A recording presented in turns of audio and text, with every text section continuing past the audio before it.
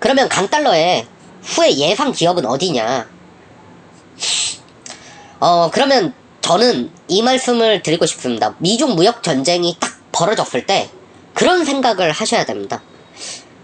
아, 경기 안 좋아지겠구나, 힘들겠구나로 끝나시면 안 되고, 여기에 후회를 누가 볼까? 라는 스터디가 필요하십니다.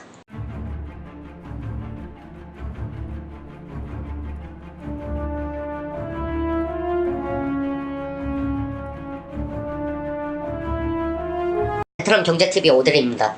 제가 오늘 촬영을 하게 된 가장 결정적 이유는 이 강달러 기조가 확대가 되면서 결국 많은 분들이 경제 위기와 연결을 짓고 있고, 그리고 그런 부분에 폭락론자들이 굉장히 많은 주장을 하기 시작해서, 저는 말씀드렸지만 경제 위기가 오긴 오는데 3년, 짧으면 3년, 길면 5년, 10년 정도는 이 주식과 부동산에 호황이 올 거라고 예측을 하고 있습니다. 그렇기 때문에 어떻게 보면은 왜 강달러 기조가 지속이 되고 있는지 그거에 대해서 면밀하게 분석을 하고, 그리고 이런 강달러 때는 어떤 주식을 사야 되는지에 대한 말씀도 드릴 겁니다.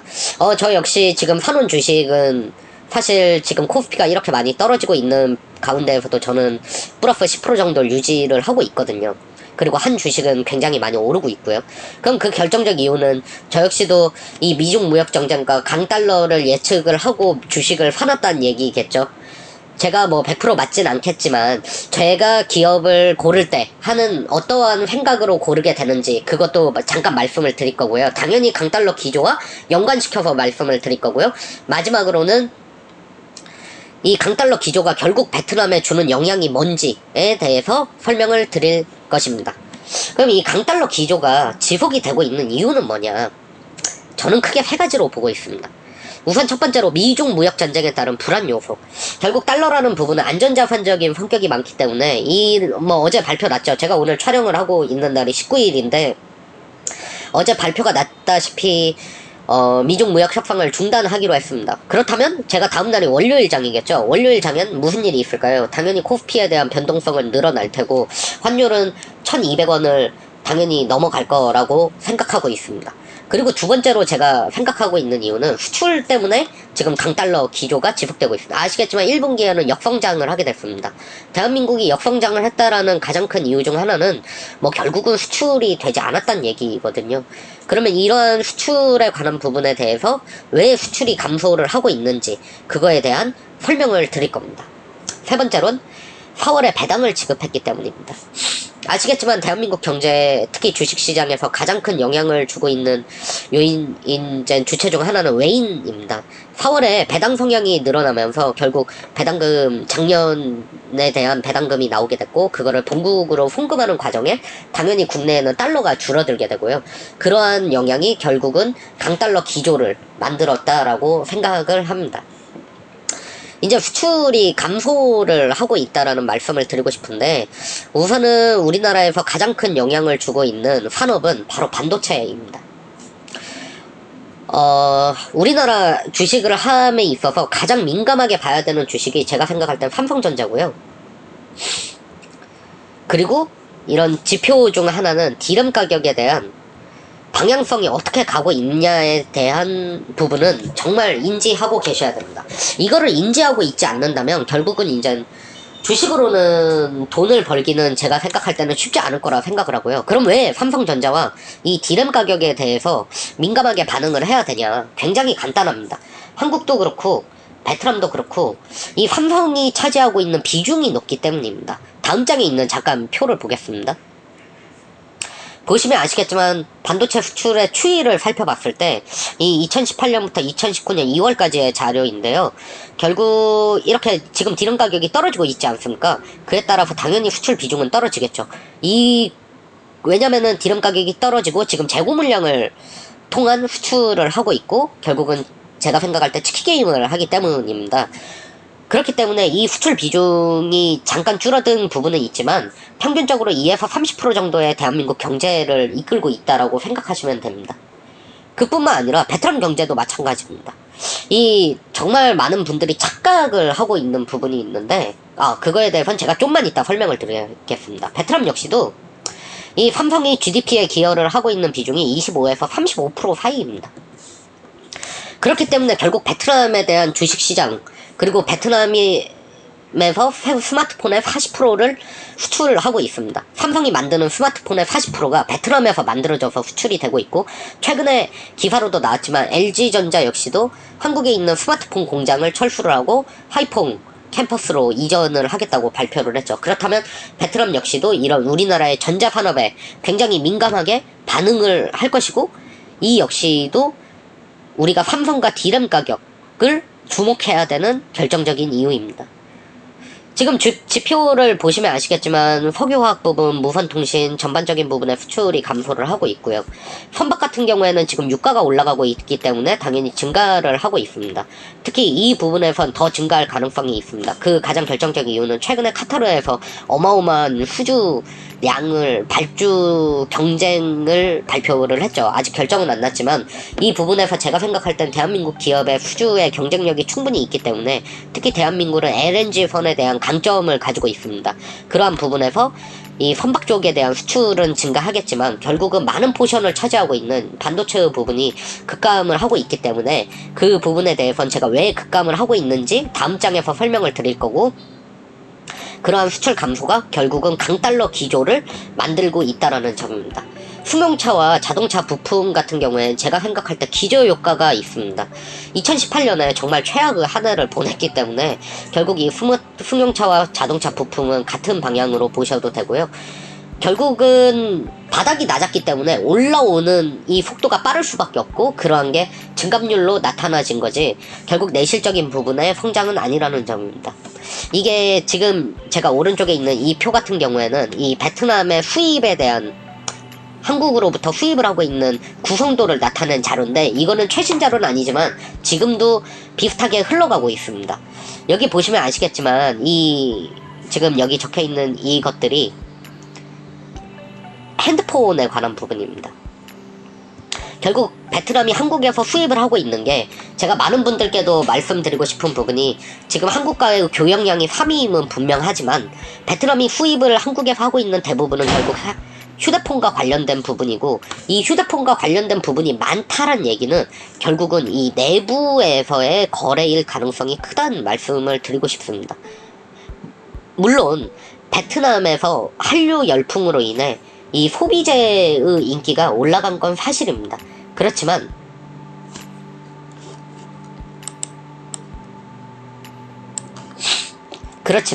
이 베트남이 많이 수입을 하고 있는 부분은 결국 한국이 생산 기지를 이동을 하면서, 그리고 그에 따른 협력사가 진출을 하면서 당연히 기계도 수입을 해야겠죠. 그리고 그에 대한 자재들, 핵심 자재들, 특히 전자산업은 국가 기밀 산업이기 때문에 많은 부분을 해외에서 생산하지 못하는 경우도 있습니다. 특히 저는 수출이 증가할 수밖에 없겠다라는 생각을 좀 많이 하게 됐는데요. 그런 결정적인 이유는 지금 현재 최저임금이 많이 올라가는 상태죠. 그리고 기업들이 최저임금뿐만 아닌 대한민국의 규제에 의한 해외 진출이 늘어나게 됐는데, 기존에는 중국에 생산 기지가 있었다면 사드 이후에 베트남과 동남아시아로 넘어가고 있지 않습니까? 그렇다면 이 기업이 투자를 한다라는 건 이 현지에서 모든 걸 조달하지는 않습니다. 결국은 국내의 FCM 시스템을 이용을 해야 되거든요. 그렇다면 자연스럽게 생산 기지, 투자가 늘어난 거에 의한 어떻게 보면 효과가 분명히 있을 겁니다. 그래서 저는 수출이 반등할 거라고 생각을 사실 확신을 하고 있습니다. 이게 가령 예를 들어 보겠습니다. LG전자가 아무리 핸드폰 시장에서 많이 축소가 됐다 하더라도 글로벌 회사임은 분명합니다. LG전자가 결국 스마트폰을 하이퐁으로 이전을 한다는 얘기는 이 하이퐁의 이 스마트폰의 생산에 기여를 하고 있는 협력사들도 더 확대 투자를 해야겠죠. 투자를 한다라면 기계부터 해서 모든 장비들, 그리고 부품들, 핵심 부품은 말씀드렸지만 나올 수가 없습니다. 그렇다면 한국에 대한 당연히 수출량이 증가를 하겠죠. 이 부분을 저희가 주목을 해서 봐야 된다라는 점입니다. 그러면 아까 처음 말씀드렸듯이 이 수출량이 감소를 하고 있는 가장 결정적인 영향을 주고 있는 이 메모리 반도체 그 가격 추이를 보시면 쉽게 알 수 있습니다. 쉽게 말씀드려서 지금 반도체 시장은 치킨 게임을 하고 있습니다. 혹시 지금 이걸 시청해주시는 분들께서 예전에 청와대에서 이 기업들 간담회를 했을 때 이재용 삼성전자 부회장이 했던 말, 그 얘기에 최태원 회장이 반응, 혹시 기억나시나요? 그때 이재용 부회장이 우리 문재인 대통령께 그 말씀을 드렸습니다. 정말 어려울 때 실력이 나온다.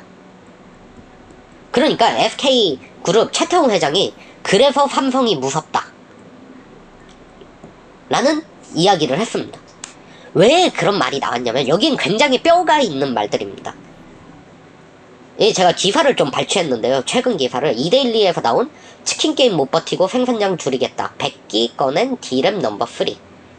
결국 지금 삼성은 이 기존에 저희가 호황이 됐던 이유는 결국 비트코인의 영향이 컸었는데 지금 비트코인이 죽으면서 반도체 가격이 같이 떨어지게 된 겁니다. 당연히 수요가 줄기 때문이죠. 이 기회를 놓치지 않고 생산량을 확대를 하고 있는 추세라는 겁니다. 그러다 보니 가격은 자연스럽게 떨어지게 되는 거고, 이 가격을 맞추지 못한 업체들이 이 치킨 게임에 지면서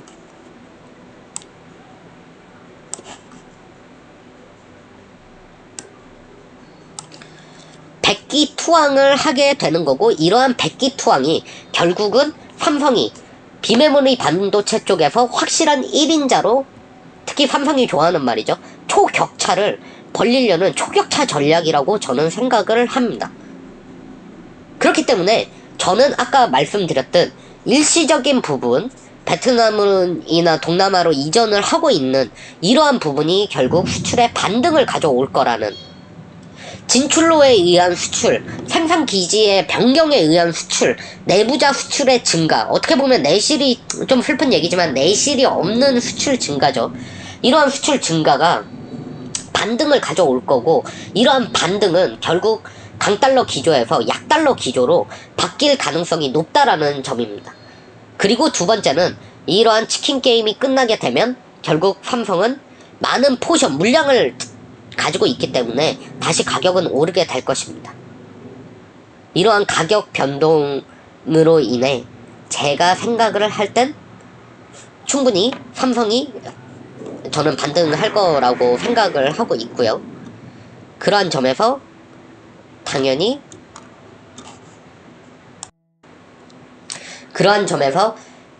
수출은 반등을 할 것이고, 강달러 기조에 대한 부분은 점차 약달러 기조로 갈 거라고 생각을 합니다. 그렇다면 보고 계시는 분들께서 그 말씀을 생각이 드실 겁니다. 아니, 이 달러라는 게 우리만 잘해서 되는 건 아니거든요. 네, 맞습니다. 이런 정책적인 부분과 미국과 중국의 관계를 또 민감하게 봐야 되는 부분이 있습니다. 그 부분에 대해서도 제가 점차 설명을 드리겠습니다. 그리고 이 방금 말씀드렸듯이 삼성이 지금 우리나라 수출에 차지하는 비중이 굉장히 높기 때문에 저희가 또 주목해서 볼 부분은 바로 이 비트코인에 대한 차트입니다. 제가 빗썸 거래소에서 차트를 가져왔는데요. 저는 참고로 비트코인에 투자하지 않았었습니다. 저는 말이 안 된다라고 생각을 하기 때문에 투자하지 않았고요. 비트코인의 이 차트와 같게 삼성의 어떻게 보면 실적이 같이 간 경향이 있었죠. 18년도부터 최대 IT 호황, 반도체 호황을 누렸던 시기니까요. 정말 예상치 않았던, 저 역시도 예상하지 못했고, 제가 생각할 때 반도체 업계에서도 예상하지 못했을 겁니다. 그 수요가 빠지면서 결국 이 디램 가격이 같이 떨어지게 됐고요. 지금 반등을 하고 있는데, 이걸 왜 주목을 해야 되냐면, 이 비트코인이 두 가지를 나타내기 시작했습니다. 우선 첫 번째로는 안전자산의 역할을 조금 하기 시작하는 것 같습니다. 왜냐면은 이제 어떻게 보면 불안하다라는 건 자산을 분산을 시켜야 되는 거잖아요. 그렇기 때문에 금과 달러가 안전자산 역할을 하고 있는 건데, 이러한 비트코인의 방향이 이러한 정책과 시장의 방향과 함께 가고 있다라는 점이 제 개인적으로는 좀 신기하기 시작했고, 두 번째로는 결국은 이 반도체에 대한 수요를 이 비트코인이 어느 정도는 대변을 해주기 때문입니다. 결국은 선행지수가 되겠다는 얘기죠. 선행지수적인 역할을 했기 때문에 이 부분에도 민감하게 보실 필요가 있습니다. 그렇다면 이 달러 관련된 지표는 과연 저는 어떻게 분석을 하냐. 방금 말씀드렸지만 달러에 대해서 가장 민감하게 보는 건 저는 수출량이랑 이 미국과 중국의 정책에 관한 부분, 특히 수출에 관한 정책이겠죠. 그걸 가장 민감하게 보고 있는 고, 이 달러에 관한 지표를 참고를 할 때 보는 지표 중 하나는 바로 이 금입니다. 결국은 금과 차트를 어느 정도 비슷하게 가는 경향이 있거든요. 그렇기 때문에 금 현물 차트를 지금 확인을 해 보시면 강달러와 같게 지금 같이 상승을 하고 있는 부분을 보실 수가 있고요. 그 다음은 유가입니다. 제가 더 많이 지켜보는 건 유가와 달러가 지표로 어느 정도, 100%는 아니지만 어느 정도 같은 방향으로 가고 있습니다. 그렇다면 저는 유가는 오를 것이고 달러는 약달러가 될 거라고 생각을 많이 하고 있는데, 그렇다면 왜 유가와 달러가 같이 간다면서 약달러 기조로 갈 거라고 생각을 하는지는 제가 다 다음 페이지에서 설명을 드리겠습니다.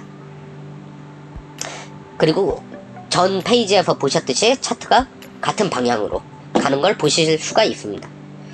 그렇다면은 왜 제가 약달러를 생각을 하냐. 아까 좀 전에 말씀드렸지만 미중 무역전쟁에 관한 부분은 결국 정치적인 부분이 가장 큽니다. 전편에서도 말씀을 드렸지만 그렇기 때문에 타결될 가능성이 좀 더 저는 높다라고 아직도 생각을 하고 있습니다. 굳이 피 튀길 필요는 저는 없다라고 생각을 하는데 또 모르죠. 이 세상이라는 게 제 마음대로 되는 건 아니니까 그거는 저희가 주의 깊게 봐야겠죠. 약달러 기조로 가게 되는 이유 1번 수출 말씀드렸지만 삼성